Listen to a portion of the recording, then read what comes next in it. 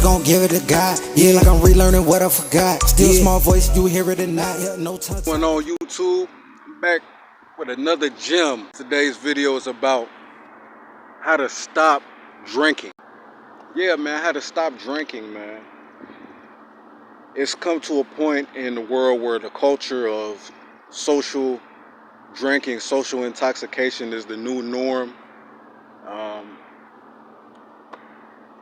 Even when I was younger, we used to sneak little drinks and stuff of that nature and just be out of our mind. The new generation, new wave of people who are suffering from alcohol abuse is kind of sad because they're getting younger and younger, And I see that there are a lot of alcoholics that have not self-proclaimed to be such. So, when I was drinking, what made me stop? What made me stop drinking was I had an experience, a life-changing experience that made me stop drinking. Mixing alcohol with pain pills, I almost died. Mixing that concoction together. So I was already feeling the effects of alcohol on my body. I was drinking almost every day. Social drinking, deal with anxiety, things of that nature.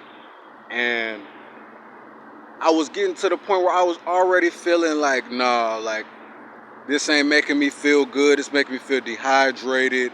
It's making me feel like I'm not myself, So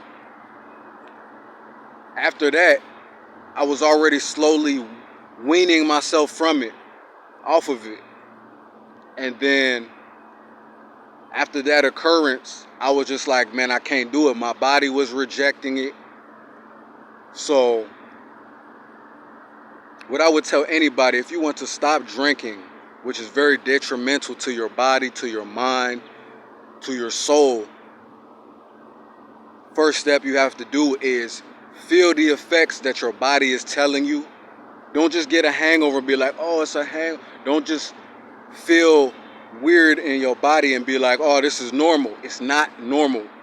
Your body is actually giving you a signal that you need to stop because you're poisoning yourself, micro-poisoning yourself. That's why people get alcohol poisoning. That's why people black out. So, after you listen to the signals that your body is telling you, now you have to make a conscious effort to go through the anxiety and go through the feelings that you normally are trying to run away from.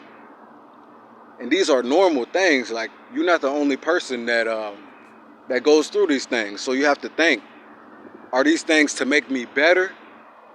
Because they're not going to make you worse. It's growth. It's your mind trying to grow beyond your circumstance, beyond the things that you've been through, that you went through, beyond just giving in to the physical pleasures. So,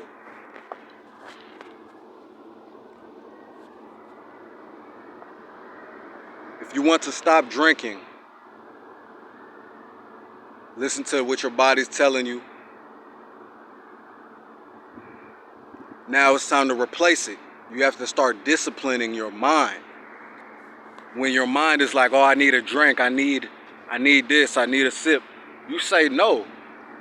Because first off, it's your mind, it's your body, which means you're in control. You are the driver in the vehicle. You move the vessel. So,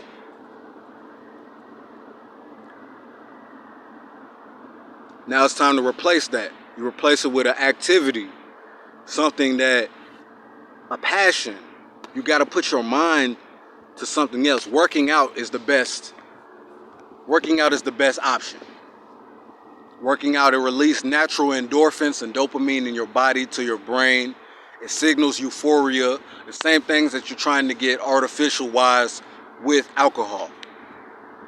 This is going to open up your mind. Like, a lot of people who drink every day, they're slow.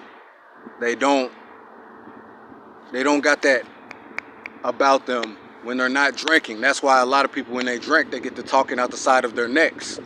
They say things that they can't control because they couldn't express those things without the liquor first. That's why people say, oh, he's just drunk, don't mind him, he's just drunk. Because what you're doing is you're bottling all the things that you have in your mind inside by taking in liquor. You can't even express yourself like a man or a woman because you're so bottled up. So, if you can't express your thoughts, if you can't maintain discipline as an adult, that's detrimental to your growth.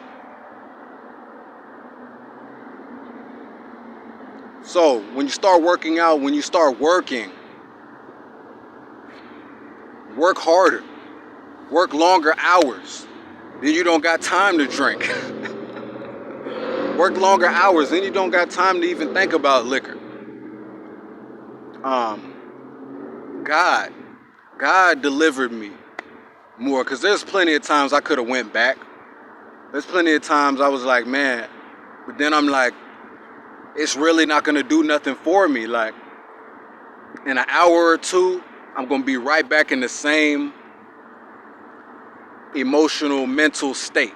The next day, you spent a couple of dollars on something temporary, and it has long-term lasting negative effects. So, Bible, where they say, well, even Jesus drunk wine. Well, Jesus drunk wine, that doesn't mean he was drunk. Wine doesn't even really get people drunk. But if you have issues with alcohol, you want to just abstain from all of that as a whole. You don't want it around you. You don't want to be around people that drink. You don't want to be around people that could peer pressure you, especially if you're trying to work on yourself to better yourself. So, the next step would be to separate yourself from people that drink. They're going to hit you with that, oh, you feel like you better than us, or you do.